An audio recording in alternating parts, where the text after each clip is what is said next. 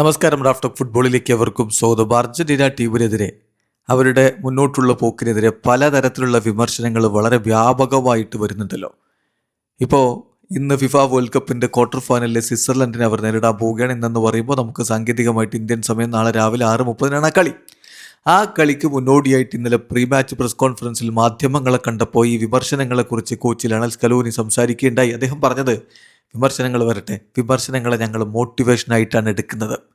ഞങ്ങൾ ഇത്തവണ world cup നേടരുത് എന്ന് ആഗ്രഹിക്കുന്ന നിരവധി പേരുണ്ട്. അതുകൊണ്ടാണ് ഇങ്ങനെയുള്ള കാര്യങ്ങൾ നടക്കുന്നത്. പക്ഷേ ഞങ്ങൾ അതിനെ മോട്ടിവേഷനാക്കി മാറ്റുകയാണ് ചെയ്യുന്നത് എന്ന് തന്നെ കോച്ച് പറയുന്നു. കോച്ചിൻ്റെ വാക്കുകളിലേക്ക് നമ്മളൊന്ന് പോവുകയാണ്. കോച്ച് പറയുന്നു, we use the criticism and comments people make as motivation. So ആളുകളുടെ ഈ വിമർശനങ്ങളും അതുപോലെ തന്നെ ഈ പറയുന്ന കമൻറ്റുകളും ഒക്കെ ഞങ്ങൾ മോട്ടിവേഷനായിട്ടാണ് എടുക്കുന്നത്. ഞങ്ങൾ ഇതിനെ ഞങ്ങളുടെ പ്ലെയേഴ്സിന് കൂടുതൽ ബെറ്ററായിട്ട് പെർഫോം ചെയ്യാനുള്ളൊരു ഫ്യൂവലായിട്ടാണ് എടുക്കുന്നത്. അർജൻറ്റീന എല്ലായ്പ്പോഴും അർജൻറ്റീനയെക്കുറിച്ച് ആളുകൾ സംസാരിക്കുന്നുണ്ടെങ്കിൽ അതിൻ്റെ കാരണം ഞങ്ങൾ എല്ലായ്പ്പോഴും ഇത്തരം ടൂർണമെൻറ്റുകളിൽ ഹയസ്റ്റ് ലെവലിൽ കോമ്പീറ്റ് ചെയ്യുന്നു എന്നുള്ളത് കൊണ്ടാണ്. അതോടൊപ്പം തന്നെ ഇത്തവണ ഞങ്ങൾ വന്നിരിക്കുന്നത് ഡിഫെൻഡിങ് ചാമ്പ്യൻസ് ആയിട്ട് കൂടിയാണ്. അപ്പോൾ ആളുകൾക്ക് അർജൻറ്റീന വിജയിക്കരുത് എന്ന ആഗ്രഹമുണ്ട്. പക്ഷേ അത് നോർമലാണ്. എല്ലാ ദേശീയ ടീമിനും ഇങ്ങനെ ഉണ്ടാകും. നന്നായിട്ട് പോകുമ്പോൾ കുറേ ആളുകൾ വിമർശനങ്ങളുമായിട്ട് വരും.